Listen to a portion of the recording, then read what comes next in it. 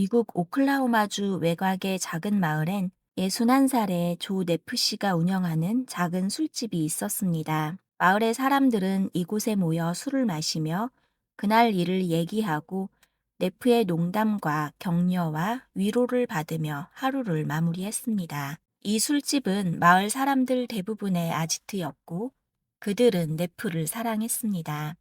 하지만 2009년 5월 14일 직원이 출근했을 때 의자들이 여기저기 뒤집힌 모습이 먼저 눈에 들어왔습니다. 평소 웃으며 맞아주던 네프는 없었고 그가 늘 쓰고 있던 밀짚 모자가 피 묻은 채 남겨진 것에 심상치 않음을 느낀 직원은 곧바로 신고합니다. 네프의 SUV 차량은 주차장에 있었지만 주변 어디에서도 그를 찾을 수 없었습니다. 해질 무렵 경찰과 마을 사람들이 모여들었습니다. 경찰은 술집 안에서 300만 원 가량의 현금과 발사된 9mm 탄피를 발견했고 사람들은 그의 실종에 걱정과 슬픔을 보입니다. 경찰은 혹시 사고를 당한 네프가 근거리 병원에 있는지 조사하지만 그의 이름이 접수된 곳은 없었습니다. 실종된 지 사흘째, 네프의 소식은 마을에서 50km 떨어진 곳 채석장 옆에 있는 연못에서 들려왔습니다. 해당 채석장과 연못은 샤프라는 60대 남성의 사유지였고 낚시꾼들이 종종 방문하는 장소였습니다. 5월 17일 낚시꾼들이 물 위에 뜬 네프의 시신을 발견해 즉시 신고했고 시신은 무게추가 달린 채 물에서 건져내졌습니다. 육안으로 보기에 머리 뒤에 총상이 있었고 손과 발은 철사와 케이블 타이로 묶여 있었습니다. 머리와 얼굴엔 덕테이프가 감겨 있었고 몸은 떠오르지 않게 하기 위해 시멘트 덩어리에 사슬로 묶여 있었지만 회하면서 차오른 가스로 인해 물 위로 떠오른 것입니다. 옷의 주머니엔 지갑이 남아 있었습니다. 지갑엔 네프의 운전면허증과 100만 원 가까이 되는 수표가 들어 있었습니다. 채석장과 연못을 둘러보며 신발 자국이나 끌린 흔적을 찾으려 했지만 아무것도 발견하지 못했습니다. 채석장의 주인 샤프는 네프와 모르는 사이였습니다. 그는 수사가 종결될 때까지 협조하겠다며 얼마든지 채석장과 연못을 확인하라고 했습니다. 네프의 무사 귀환을 기도했던 사람들은 끝내 그의 소식에 매우 슬퍼했습니다. 검시관은 네프의 사인은 머리 뒤에 입은 총상이라 밝히며 부검 과정에서 9mm 권총탄을 제거했다고 했습니다. 수사관들은 본격적으로 네프의 가족과 친구, 지인들을 대상으로 사건에 대해 신문했습니다. 네프는 성실히 사는 유쾌한 사람이었으며 원한을 살 만한 사람이 아니라고 모두 비슷한 증언을 합니다. 술집에 보안 카메라는 설치돼 있었지만 녹화 시스템이 사라지고 없었습니다. 직원은 CCTV는 네프가 며칠 전 녹화에 문제가 생긴 것을 알고 기계를 집으로 가져갔다고 했습니다. 하지만 카메라는 그대로 있었기에 녹화가 안 된다는 사실은 네프와 직원밖에 몰랐습니다. 이목은 잠시 직원에게 집중됐지만 금세 용의선상에서 벗어날 만큼 확실한 알리바이가 있었고 둘의 관계에서 의문점은 전혀 없었습니다.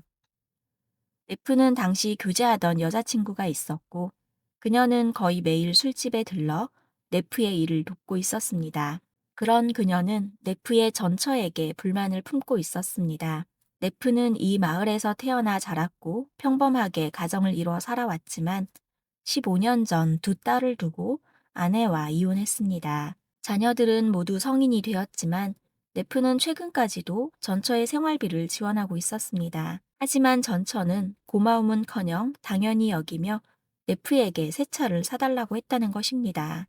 네프가 이를 거절하자 전처는 화를 냈고 네프는 결국 사주는 대신 낡은 차에 수리비를 내주었습니다. 수사관을 만난 네프의 전처 셜리는 차를 바꿔달라고 요구한 것은 사실이지만 그의 거절에 크게 개의치는 않았다고 하며 그를 죽일 만큼 미워한 적이 없다고 했습니다. 수사를 통해 셜리 역시 의심스러운 정황은 찾을 수 없었습니다. 경찰은 술집과 네프의 지갑에서 현금이 남아있던 것으로 보아 강도 사건은 아닌 것으로 파악했습니다. 또한 넘어진 의자에서는 마을 사람들의 것이 아닌 지문이 채취되었지만 많은 사람들이 오가는 술집의 특성상 주인을 찾기는 어려웠습니다. 사건은 몇 달 동안 진전이 없었고 지지부진한 채 시간은 1년이 흘렀습니다. 네프의 가족은 사립탐정을 고용해 경찰이 찾지 못한 증거를 찾으려 했습니다.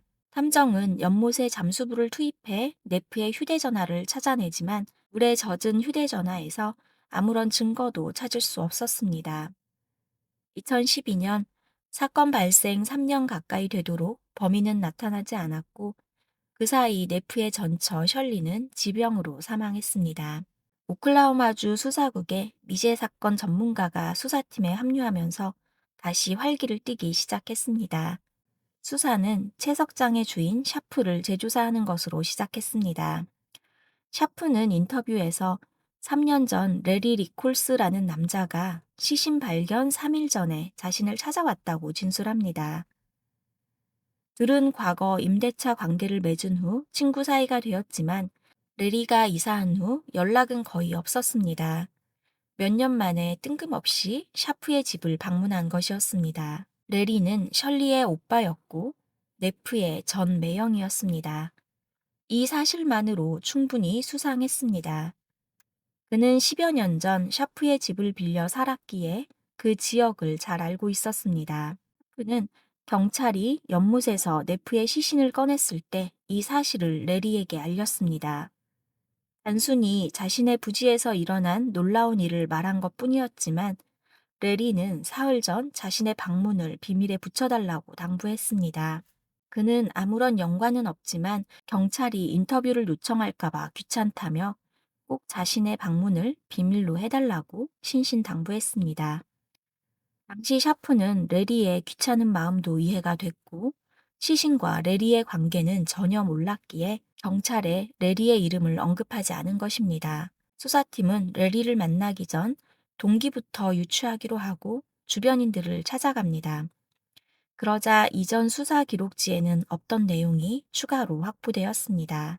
지인의 범위를 넓혀 네프의 과거 직원과 레리의 친구와 그 아내의 행적까지도 뒤쫓기에 총력을 기울였습니다. 네프의 술집에서 퇴사했던 전 직원은 이혼한 셜리 때문에 네프가 골머리를 앓았다고 했습니다. 양육비 지급이 끝난 시점에도 계속해서 돈을 요구하는 전처와 이를 거부하던 네프는 수시로 다퉜고 어느 날엔 셜리가 술집으로 찾아와 오빠가 당신을 쏴버릴 거라고 말하는 것을 직원이 들었습니다. 또한 레리의 친구로부터 레리는 어머니의 죽음이 셜리 부부의 이혼 때문이라고 믿고 있다는 것을 듣게 됩니다. 셜리와 네프의 이혼 전쟁에 셜리의 어머니는 무척 괴로워했고 끝내 이혼 후 찾아온 우울증으로 스스로 생을 마감한 것입니다.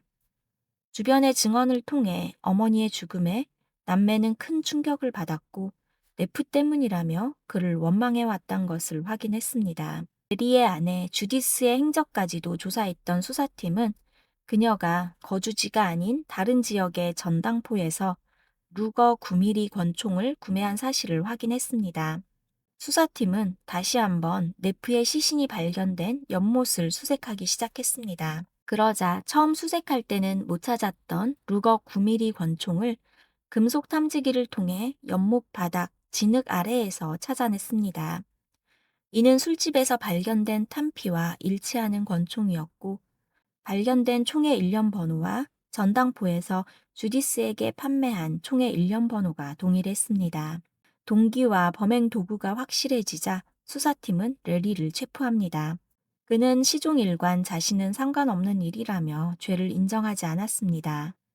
총은 네프가 구해달라고 부탁해 대신 구매해준 것이라 발뺌했지만 정황상 네프를 미워하고 있던 그가 부탁을 들어줬다는 것을 믿을 수 없었습니다. 또한 의자에 주인 없는 지문을 레리의 지문과 대조했을 때 일치하는 것으로 밝혀졌습니다.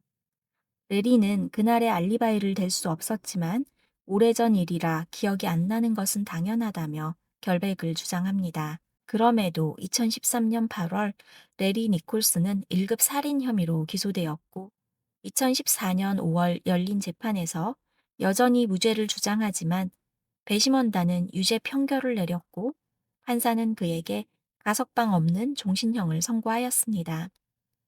하지만 그는 수감된 지 1년도 채 되지 않아 폐암으로 감옥에서 사망했습니다.